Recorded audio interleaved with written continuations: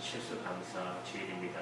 추수감사주일은 하나님께 감사하고 하나님의 행하신 일을 간증하고 그리고 하나님께 찬양하고 예배 드리는 날입니다.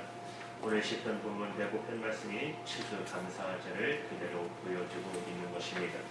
1절 2절에 보시면 여호와께 감사하며 그 이름을 불러 아뢰며 그 행사를 만민 중에 알게 할지어다. 그에게 노래하며 그를 찬양하며 그의 모든 기사를 말할지어다. 그렇게 말씀하고 있어요. 여러분 평생 하나님께 감사하고 하나님의 행하신 일을 간증하고 그리고 하나님을 찬양하고 산다는 것은 정말 복된 일이 아닐까요? 예수 믿는 우리 모두에게 허락하신 하나님의 은혜인 것입니다. 감사하고 간증하며 찬양하며 사는 삶. 그런데 실제로 우리의 삶이 그리 되지 못하는 것 또한 안타까운 현실이기도 합니다. 목사인 저부터 항상 어떻게 감사하고 찬양하고 간증하며 살기가 쉽지 않습니다. 그래서 저는 항상 제 마음을 점검합니다. 감사가 내 안에 있는지, 기쁨이 내 안에 있는지 항상 하나님 앞에 그것을 점검하고 있습니다. 그래서 저는 늘 기도할 때마다 끊임없이 드리는 기도가 감사의 기도를 드립니다. 때로는 힘들고 어렵고 속상해도 감사의 기도를 드립니다. 하나님 지금도 기적을 행하시는 것을 여러분 믿으십니까?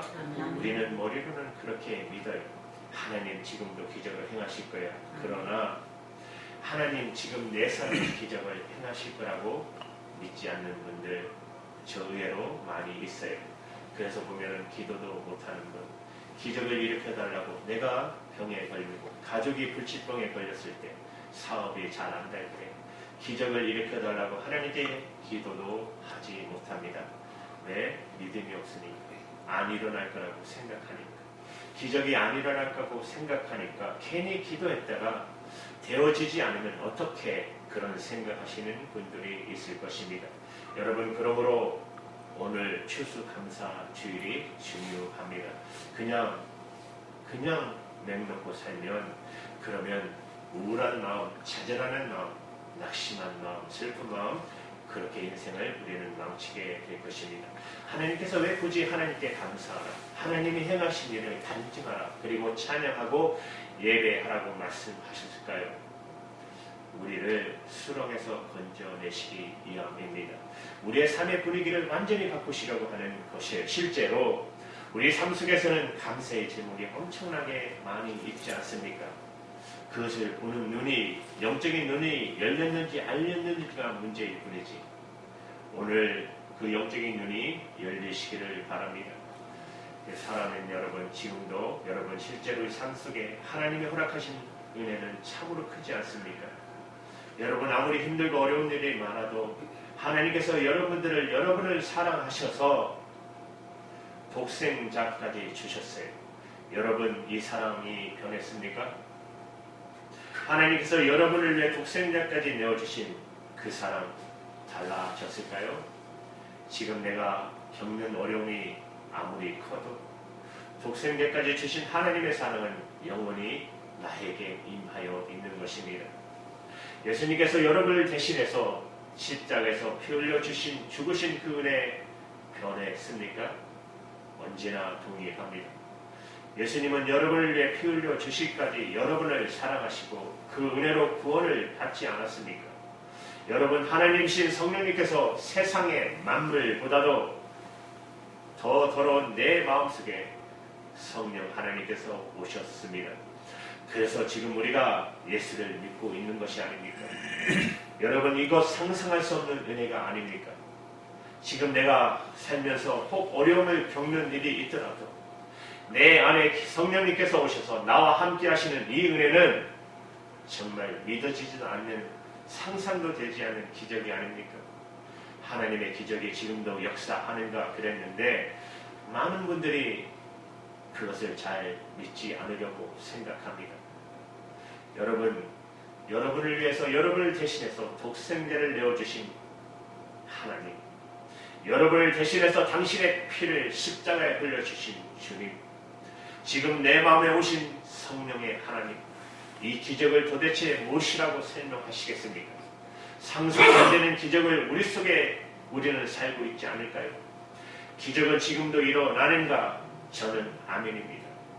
하나님이 나를 사랑하시고 예수님이 나를 위해 죽으시고 성령님 내 안에 계시니 세상에 이보다 더 큰 감사의 기적은 없을 것입니다. 여러분이 이 사실에 대해서 정말 믿어지면 그러면 어떤 형편과 처지에도 하나님 감사합니다. 감사합니다. 찬양하고 간증하게 될 것입니다. 그리고 다시 일어나는 것입니다. 어떤 분들은 정말 이런 말 하는 분도 계세요. 하나님 내게 해주신 게 뭡니까? 예수님 믿었는데 나는 그렇게 별로 복받은 게 없는 것 같아요. 하나님이 나를 사랑하신다면 왜 내 기도 안 들어주십니까? 정말 어이없는 사람들이죠. 여러분, 우리는 하나님과 거래하는 관계가 아닙니다.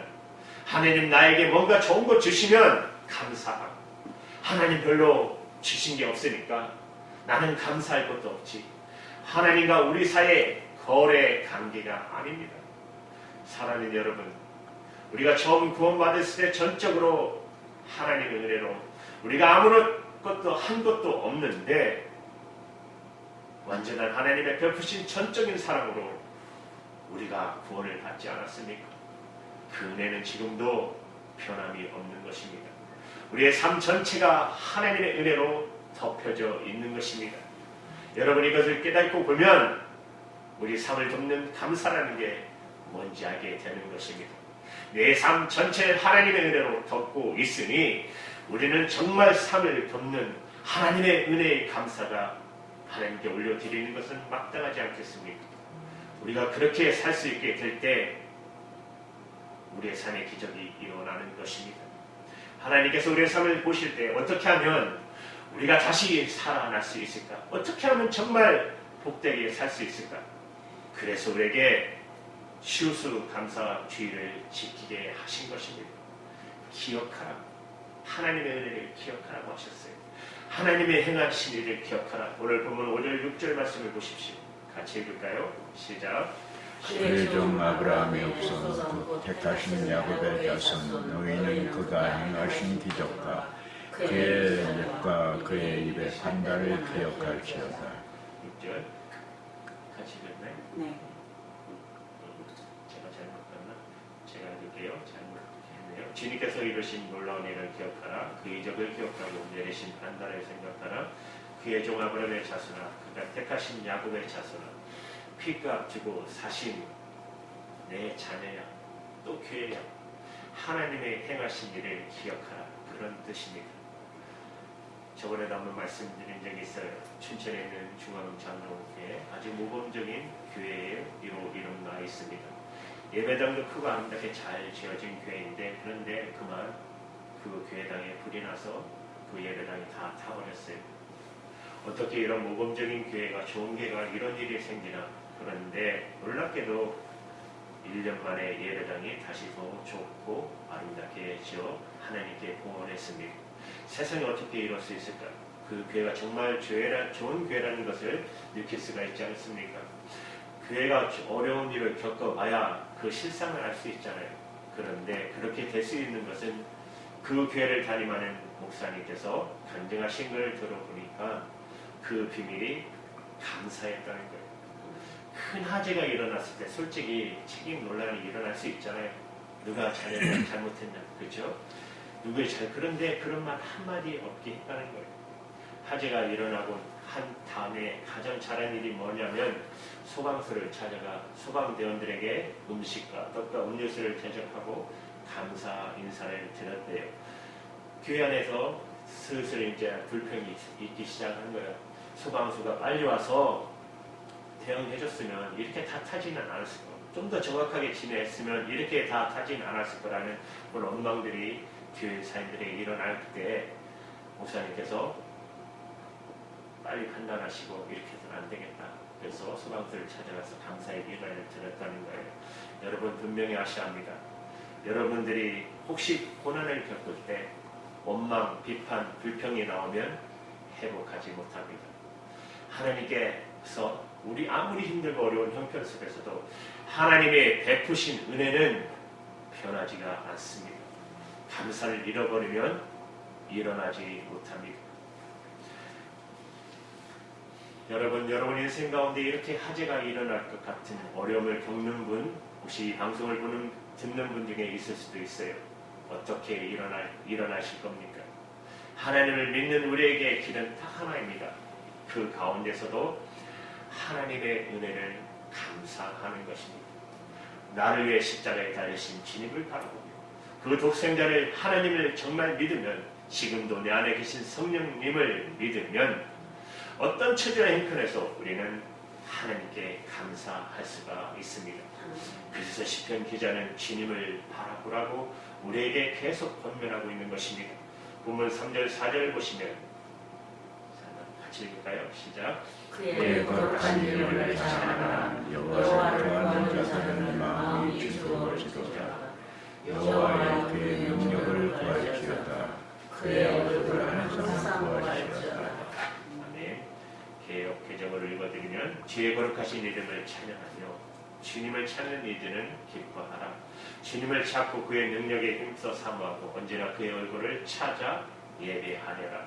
여러분 힘들고 어려운 분들 이 말씀 정말 가슴에 새기시기 바랍니다. 주님을 찾고 주님의 얼굴을 구하시기를 바랍니다. 여러분 가슴에 꼭 새기세요. 주님을 바라보는 영적인 눈이 뜨고 나면 모든 것이 다 다르게 보일 것입니다. 그리고 어떤 처지에서도 그는 일어날 것입니다. 여러분 요셉이 형들에게 달려가서 종으로 팔려가고 억울하게 감옥 생활에 갇혔어요. 그런데도 참 이상하게도 그 집주인이었던 보디발이나 감옥의 간수장이 요셉을 중요한 자리에 택해 썼다는 거예요. 왜 그랬을까요? 그 비밀은 요셉의 인생에 늘 밝고 긍정적이고 무슨 일이든지 최선을 다하는 사람이었기 때문이었어요. 근데 여러분 요셉이 아니 세상에 뭐가 긍정적일 수 있는 사람이 있을까요? 항상 슬프고 우울하고 그리고 원망하고 복수심이 불타지 않았을까요? 자기를 팔아버린 형들을 생각하며 이를 갈고 그런 사람 아닙니까? 그런데 성경 말씀을 읽어보면 여호와께서 항상 요셉과 같이 하셨다고 하셨어요. 여러분 그게 바로 비밀입니다. 항상 같이 해주시는 하나님, 항상 함께 하시는 하나님을 알게 되니까 이유는 알 수 없는 시험을 말할 수 없는 시련 가운데서 요셉은 항상 얼굴이 밝았어요. 사람들이 보면 신뢰가 가고 믿음이 생기고 사랑이 가고 애정이 가는 사람이 된 것입니다. 여러분 다니엘은 그는 어려서 바벨론의 포로로 끌려갔던 비참한 인생이었습니다. 그런데 그 다니엘이 바벨론과 메디아와 바사 세 나라에 거쳐 총리가 됐습니다. 아니 여러분 생각해 보세요. 나라가 3번이나 바뀌었는데 총리는 다니엘이 계속했다는 거예요. 얼마나 신뢰를 받았으면 그럴 수 있겠습니까? 그 이유가 뭐예요? 다니엘이 바벨론의 포로로 끌려간 그 기막힌 어려운 처지에 있었지만 다니엘은 하나님이 항상 함께 계시는 것을 정말 믿었고 하나님께 절하고 예배하면 죽인다는데도 예루살렘을 향해 문을 열고 하루도 빠지지 않고 하루 3번 예루살렘을 향하여 창문을 열어놓고 하나님께 기도했던 사람입니다. 그러니 그 다니엘 얼굴 속에 사람에 대한 사람을 보면 신뢰할 수 있는 거 보이는 거 아닙니까? 사랑하는 여러분, 저와 여러분도 마찬가지입니다. 여러분이 예수를 계속 잘 믿으면 여러분의 속에서 주님을 닮은 형상이 보일 것입니다. 그런데 그렇지 않겠어요? 저 아내도 그런 말을 했었어요. 자기는 그냥 나이 들면 그냥 예쁘고 그런 것보다도 주님 닮은 그런 얼굴이 되는 게 좋다고. 근데 제가 하는지 잘 모르겠지만 여러분 진짜 이게 우리의 목표가 됩니다. 우리 얼굴에 하나님의 얼굴이 나를 보면 예수님 보이십니까? 이렇게 될 정도로 하나님의 지혜가 나타나는 건 당연하겠죠. 감사가 그치면 죽는다는 마음으로 여러분 감사신앙을 붙잡으시기 바랍니다. 우리가 살 길은 지금도 감사하는 것입니다. 여기서 내가 벗어나는 길은 감사밖에 없다. 그래서 늘 주님을 바라보시는 겁니다. 그리고 오늘 이렇게 추수감사 주일을 우리가 지키는 것입니다. 사실은 여러분 매 주일이 감사 주일인 것입니다. 오늘 이 시간에 추수감사 예배를 1년 동안에 참 좋은 일이 많았던 사람, 형편이 괜찮은 사람 드리는 추수감사 주일 아닙니다. 정말 힘들고 완전히 희망이 사라지기 일보 직전에 있는 사람, 완전히 무너진 사람, 내게 무슨 감사할 제목이 있단 말이야. 그런 분들을 위한 감사 주일입니다. 왜냐하면 일어나게 하시는 하나님의 역사가 그 형편 속에서도 감사할 이유를 발견하고, 여전히 하나님 나를 사랑하시고 예수님 나를 위해서 십자가에 죽으셨고 주님의 성령으로 내 안에 계신다, 이거 믿어지는 그 사람, 그분을 통해서 하나님은 영광을 받기 때문에 그렇습니다. 우리가 예수를 믿으면 어려운 일도 생기지 않고 무슨 사고도 없고 항상 모든 일에 잘 되는 거 아닙니다. 성경에 절대 그렇게 말한 적 없습니다. 세상 사람 겪는 거 우리 다 똑같이 겪습니다. 그런데 우리는 세상과 다른 것이 있습니다. 감사가 다른 것입니다. 그게 바로 놀라운 기적을 일으키는 것입니다.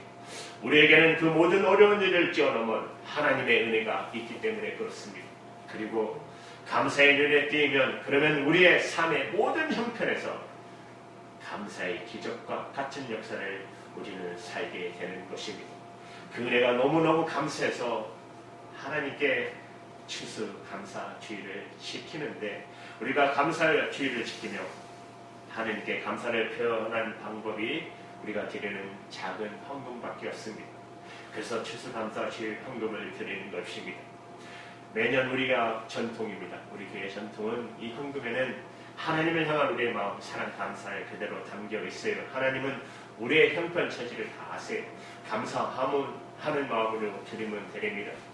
그런데 우리가 작은 교회지만 그래도 하나님의 뜻에 따라 교회로서 그 역할을 다 해야 하기 때문에, 그래서 우리는 해마다 추수감사 헌금은 마땅히 어려운 일들 하여 쓰여진다고 우리는 드리고 있습니다. 그래서 오늘 추수감사 주일 예배 헌금은 연말에 함께 크리스마스 때 좋은 것으로, 꼭 필요한 것으로 사용하게 될 것입니다. 이제 오늘 여러분 마음 안에 하나님께서 감사의 역사를 일으키시기를 축복합니다. 아멘. 여러분 어떤 처지와 형편에 있든지 하나님은 여러분을 일으킬 수 있는 분이십니다. 여러분이 감사할 이유를 분명히 아는 것입니다. 그리고 감사하시기 바랍니다. 모든 것이 감사로 시작됩니다. 하나님께 여러분의 감사를 받으시고 더 놀라운 감사의 은혜를 열어주시고, 그리고 우리의 감사를 통해 많은 어려운 일들이 하나님의 축복을 받게 되기를 주님의 이름으로 축원드립니다. 아멘. 기도하시겠습니다.